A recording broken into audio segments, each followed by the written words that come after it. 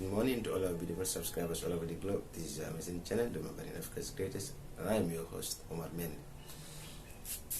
Today, I want to talk about a very serious matter, and it seems like people are not taking this into consideration.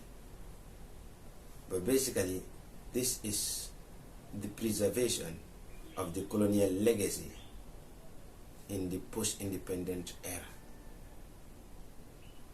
We can claim that we had achieved our independence since 1965 and other countries prior to that.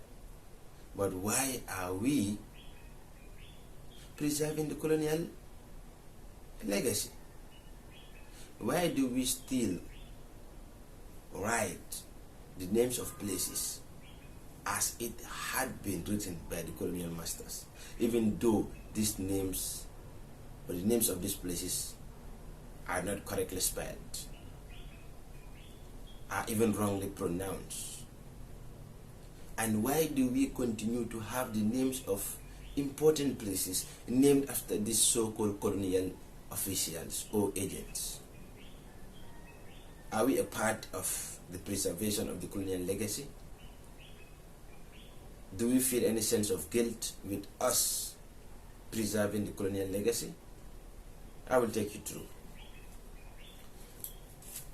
The Republic of the Gambia regained her independence in the year 1965, and subsequently in 1970 the Gambia became a republican state with the first president, Sadara Kenaba Jawara.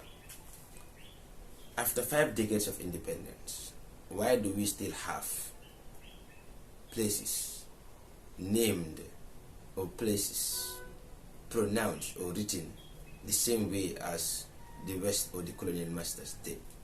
We still have Makati Island, yes, already known as Janjampure, no problem.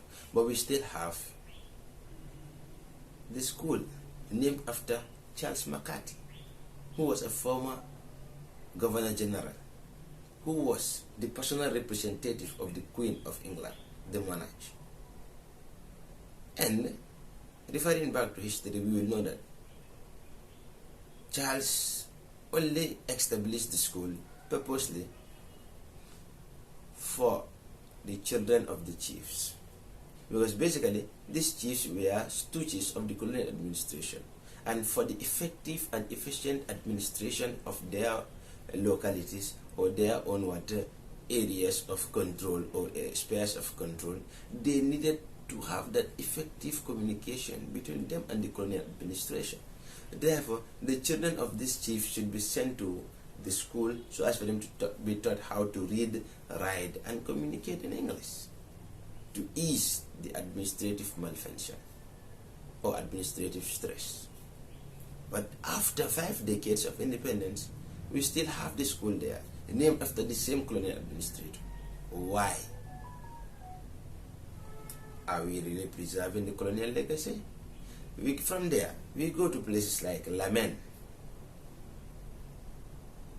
Lamen is spelled as Lameng, Lamen. Historically, that is how it is known. But the colonial administrators do not recognize it as that. They spell it as Lamin. And until today, we still have it but spelled like that. But we do not pronounce it like that. What are the people of Lamen doing about this? What are our linguists doing about this? We go back to the North Bank. We have a place we call what? Nyomi. We call it what? Nyomi. Do you think the pronunciation of Nyomi and the spelling of Nyomi are linked? Does it make sense? Nyomi. One would say what? Nyomi,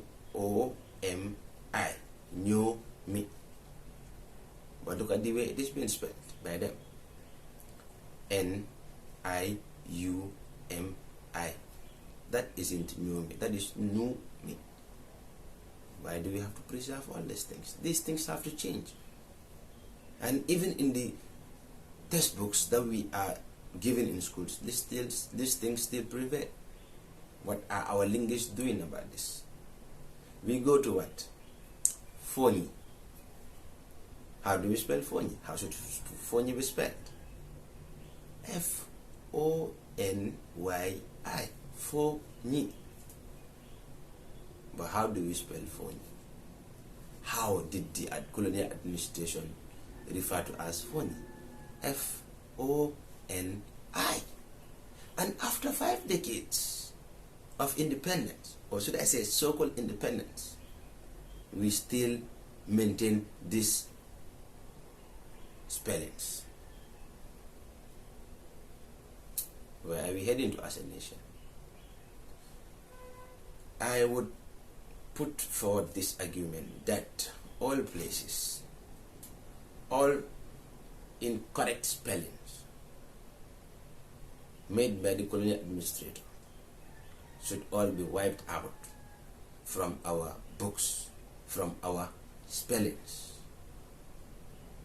as it makes me feel like, and any other patriotic citizen, that we are also a part and parcel of the preservation of the legacies of the colonial legacy, of the colonial maltreatment, the colonial exploitation, and above all, colonialism, if we do not fight against these things. I'm your host, Amar Mendy. If you are new on this channel, please click the subscription bell and click the notification button so as to get all the subsequent content we'll be posting on this channel. I want to bring you another interesting topic in our next video, and that has to do with the current political crisis in the world, precisely the Israel-Gaza war. I will give you a brief history as to how this all came about in the next video. But before we get to that, I will just give you a glimpse, a tip of the iceberg. Because basically, if you look at it, the state of Israel was not born even in 1945. That was when the Second World War was going on. The state of Israel was not even born in 1946. It was after the Second World War and after the so-called Balfour Declaration, that was when the state of Israel was born, precisely in 1948. Subsequently, we had what we call the Israel-Arab War. In 1948, 1949 it ended, and that led to the defeat of the states of